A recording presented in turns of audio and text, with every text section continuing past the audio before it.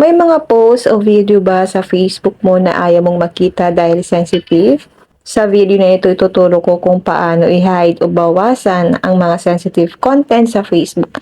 Gamit lang ang inyong mga cellphone, lalong-lalo na po guys kung ginagamit din ng anak nyo ang inyong mga Facebook account at may mga lumalabas doon ng mga sensitive na content. Ganito po ang gagawin natin para bawasan ito or ma-hide yung mga sensitive content sa ating newsfeed. Open lang natin ang Facebook account natin. Tap menu or yung profile. Tap 3 lines.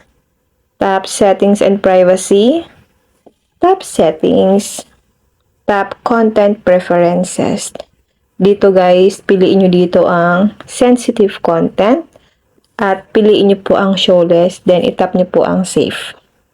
At ganyan lang kadali mag-hide ng sensitive content sa Facebook. Kung nakatulong ang video na ito, huwag kalimutang i-like, i-follow at i-share para sa mas marami pang easy tutorial.